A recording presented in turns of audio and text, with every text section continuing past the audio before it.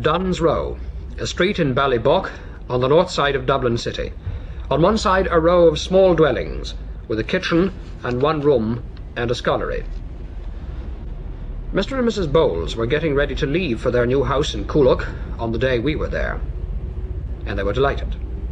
Mr. George Curtis, whose house had also been condemned, had as yet no alternative accommodation offered to him.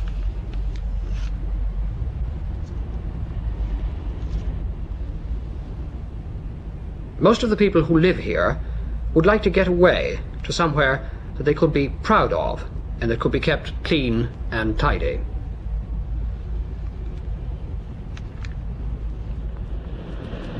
Most of Dublin, especially its Georgian parts, went up altogether in the 18th century, and now it's coming down again altogether.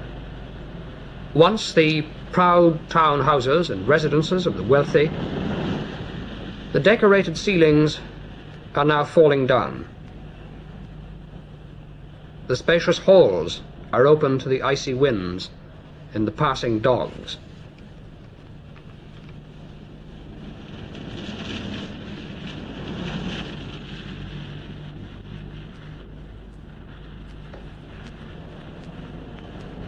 Many of the landlords of these kind of houses claim that the tenants in them have themselves deliberately damaged the houses in order to get them condemned, and then moved out to new houses in new corporation estates. The rents are low, 11 to 15 shillings, but this doesn't compensate for the drawbacks. Right, can you... That's right, yeah, Mrs. Griffin. Right. Mrs. Griffin, you're moving out of this house today. You had a flat here and you're moving out to a new house. Yes, sir. Well, tell us about this house you were in. How long were you here? I'm only 3 years here. That's all, you know, like. And we had to go down to the yard for water, drag it up, like, you know. And the house was in very good condition when I moved in. I mean, it wasn't bad, you know. But we were brought to court the 27th of December, and we were told that we only got 10 to 14 days to get out. So I got a note like last Monday saying, go down for your keys that you're going to Finglas. And my husband went down for the keys. So I'm going to Finglas tonight. Yeah. When, did you think when you got the court order to move out, did you think you were going to, did you know where you were going to go? I didn't know from Adam where I was going to go, but still now I put down on Finglas where I'd like to go. Were you asked? Oh, we were asked, yes, we were asked where would we like to go. I said I'd like to go to Finglas. Well, we've had the court order, but I've got no place yet. I've my husband and a son away. I must keep a home for him. But the other people in the houses all got their houses. I've had the court order, and I've been informed by the corporation that they have no places for two, and I would not have a chance of getting a place. You're just your husband and yourself? And myself, yes. Mr. Murphy, you're living here in 48? 48, sir. No, 48 York Street. York Street? Yes, sir. How long have you been here? I'm 22 years here, sir. And have you to move out? We've already got a key for 74 Galchymore Drive. A 1-bedroom and a kitchen for my husband, my boy 20 and myself. And if we don't take it, we're to go to Frippa Barracks. My husband is to go to Benburg Street Lodging House, and my boy is to look for lodgings for himself. If we don't take this place we've been offered. What's wrong with Galtymore Drive? Well, it's too small. I mean, and then my husband has to be in work at 7:15 in the morning, and he must get the 6:15 bus and keep a road to entitle him to get into work again 7:15. Mrs. Felton, you're living next door here in 48. 47. 47? 47, yeah. Well, what kind of a house is it? Well, it was when I came to it, it seemed to be a very good house. Nothing, but now we're getting evacuated. I don't know for what. Of course, all the people are out of it, gone out of it. And we're to be evacuated on Monday, according to the police. Next Monday? Next Monday. They're giving us till Monday. We were to be out today, but going out, we're to be evacuated Monday.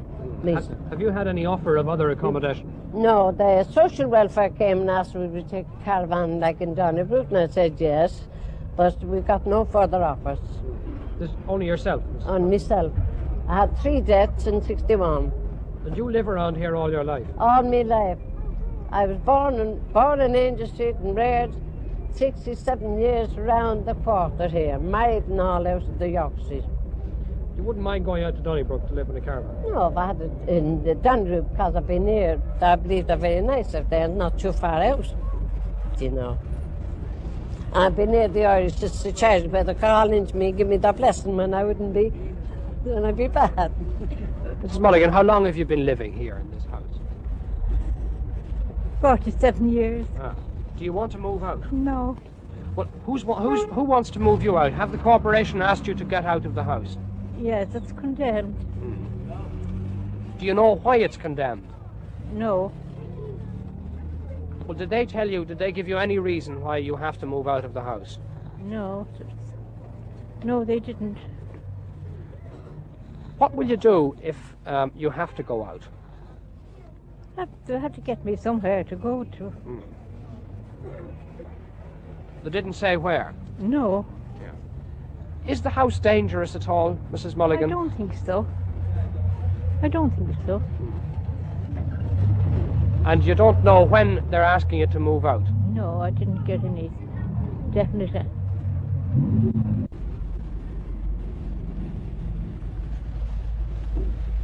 The Dublin Health Authority do their best to make Griffith Barracks habitable.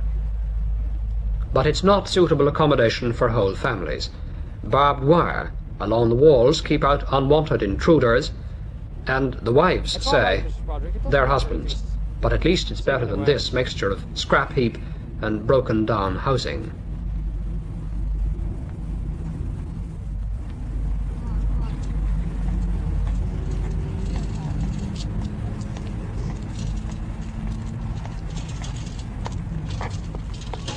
Hello.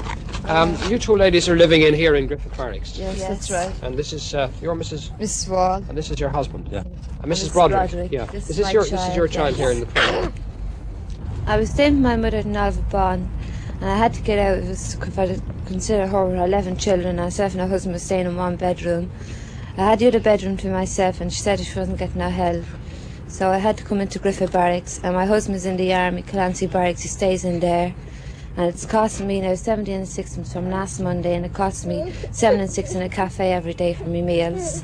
And I replied to the corporation for a house, and they sent back a letter telling me that they were considering my case for York Street area. And when they come down there, it's fell. They've forgotten all about me if they've done nothing since.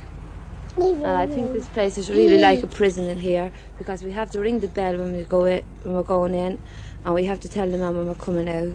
And we're only allowed to see our husbands up to 10 o'clock at night. And from now on, we were told that our husbands is going to be stopped from coming in to see us. And I have a baby in St. Ultan's Hospital, which has bronchitis and septic gases in the throat. And I can't have him back unless I get a home of my own. Well, I was a sub-tenant in the corporation house, you see, and my husband and myself and the child. And we were asked to leave at the corporation as the landlady was being evicted for not paying rent. So I went on to the corporation and they sent me here to Griffith Barracks. I'm in Griffith Barracks on the 26th of November. My child was sent into hospital for the simple reason is there was no fire to keep my child warm. My husband is working very late every night and he cannot see me, maybe only once in a week. My child will not be let back out St. Ultan's Hospital for the simple reason is that there's no fire and the conditions in Griffith Barracks is terrible. Mr. Wall, while your wife and children are in here in Griffith Barracks, where are you living? With my mother. And what do you ever get in here? Are you working late? To be working late at night, and sometimes I can't see my wife at night. I'll be working late, and I can't even see the kid in the hospital because I'll be working late. Yeah, well, you're working after 10 o'clock, so that you're finished after the time you're allowed in here. Yes. So you can't get in. Can't get in. And if I had a place, I could be able to go home and live in peace, you know. Just beside the double-locked gate is a gap in the barbed wire. I was told that this is how the husbands succeed in beating the curfew. Mr. Quinn, how did you get where you are now in a tent on the pavement? Well, I was put in here by a TD. I came to see a TD due to circumstances, unfortunate. And conditions in here were very bad. We decided there's only one thing for it, and that's to come out on the streets. No, where's this? This is conditions bad in Griffith Barracks. In Griffith Barracks, yes, Right. that's right. And then we decided to pitch tent out here in protest really against no homes. I've been on that waiting list 4 years. And that time I've seen about everybody in this city that could possibly help, and still I got nothing. Where were you and your family living before you moved into Griffith Barracks? I was living with a mother-in-law, and all the circumstances there, it's just impossible like to work out, you know. When we came home from England a year ago, I did at least with the 3 children, and my husband followed me a couple of months after that because he heard there was work here. Anyway, he came home. He was only a couple of days home in Dublin when he did get a job right enough and good wages that we could afford a house and get plenty of furniture wherever we needed. So I was living with my mother, and there was 19 of us in the house, which is only a 2-bedroomed house, and she had to put me out one Sunday morning as it was really too full there, you know. Well, I went around to a tea day on Sundrive Road, and he sent me down to Griffith Barracks. Well, I thought the corporation, I should say, would have housed me then, but they didn't. They just sent me into Griffith Barracks, and while I was in there, I had about 16 months, and he was sent into Clunsky Hospital. Anyway, he was in 6 weeks, and he came home then, and they still weren't going to do anything for me. And in the week that I was left over there, my young girl got chicken pox out of it on a Wednesday, so I decided to move out on a Friday night. So I went over living in the tent to see would the corporation do anything, but so far they haven't even come near us. And I've got a young boy now in St. Kevin's, and I've got a young girl in Clunsky with the chicken pox, which I don't think they'll be able to come out until we have a home to bring them to. So I just have to leave them there.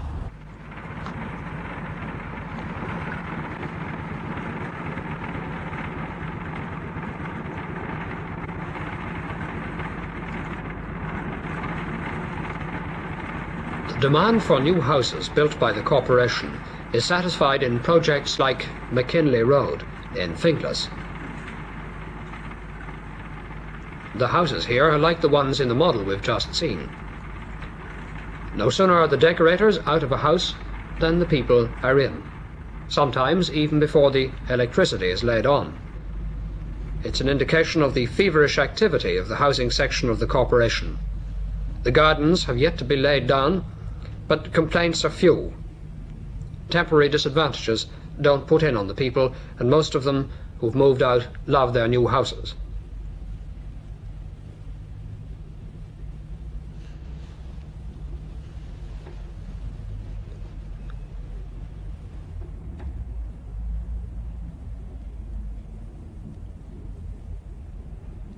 Mrs. Griffin, you've just had your first night in out here in Finglas in your new house. How'd you like it? I like it very much. Like, you know, I only got out here last night, you know, but we have no light, like, you know, no gas. But I like it very much, like, you know. How are you cooking at the moment? Oh, we're cooking on the fire, like, you know, and everything is okay. And you really like it? Oh, I like it very much, yes. Yeah. Margaret, how do you like living out here in Finglas? I think it's very nice because we have hot water, we don't have to be dragging water up and down the stairs, and I can get a bus just down the road into work, easy enough. Yeah. Does it cost you more to get to work? Oh yes, I used to go on the bike before, but I have to take the bus now. And it'll be about 10 shillings a week for bus fare in and out, you know. But if I can get a job near, I'm going to try and get one. Mr. Griffin, how do you like your new house? I like it very much indeed. The place we were living in, the ceiling was falling, and we had to be dragging up water up the stairs. And also the toilet facilities was very, very bad indeed. So this place is a big This change. place is definitely a palace compared to it, and I'm very thankful to the corporation for supplying me with such a nice house. Mr. Griffin, what about rent? You're paying more for here than you did in Dorset Street. I'm paying more for rent here, but I don't mind that because I have every comfort that anyone could ask for. What about your work? Well, my work, I'll have to cycle in, which I'm stationed in McKee Barracks at the moment, and I'll just have to cycle across the back road. There's only a few miles in the difference. What's your name? Thomas Mills. Thomas. And yours? Karen Mills. You're his sister. You're yeah, good. Where were you before you came out here? I lived in Summerhill Parade. Yeah, that was where, in and around Parnell Street? Yes. Well, do you like being out here? Yes, it's great. What's nice about it? Oh, there's plenty of fields to play in and all. Yeah? You know? Yeah? And there's plenty of birds' nests. Yeah. There's no bird's nest now at this hour of the year. Middle of winter. Yeah, there's All some birds' nests. Yeah. Ah, and you like that too? Yeah. Good. What about you? Do you like being out I here? like out here very much. Yeah, you still going to school inside in Summerhill, in No. Summerhill Parade? Got into St. Kansas down the village. And how do you like that? I'm starting tomorrow. Yeah, you don't know yet. Well, are you looking forward to it? I am very Yeah, much. good.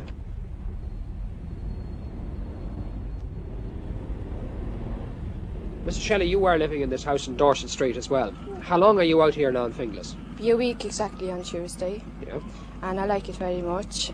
The only thing we're without now is the gas, but we got a loan of electric ring, and it's coming. It's all right now. For the few days. Yeah. You have light. Oh yes, the light was on the day we moved in. Yeah. And What's the nicest thing you like about this place, Mr. Shelley? the nicest thing is for the children, because I made to leave the baby out in the pram, and Patrick is able to run up and down in the passage, and I can see the change in them already. They're sleeping better.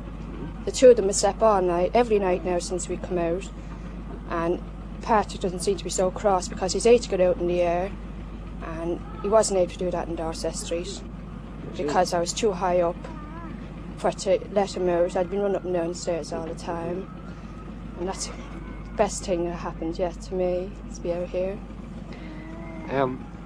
Mr. Shelley, what about your work? Is it harder for you to get into work from here? It's harder, but it's not too bad, Yeah. You got the terminus here. I'm always sure of getting the bus, Yeah. It takes about 25 minutes to get in. Yeah. And I hop on the number 1 or 2 at O'Connell Bridge. It takes me down. But you're happy to get out here? Yes. Well, I'm used to travelling far. I used to live in Ballyfermot, with the mother up near Cherry Orchard. So I'm well used to it. Yeah. What about rent, Mr. Shelley? It's much dearer. How much dearer than it was for the place in Dorset Street? Well, it was 12 and 6 in Dorset Street. It's 33 shillings here. It's £1.06 in the difference. Big difference. Oh, there's a big difference, but we don't mind it,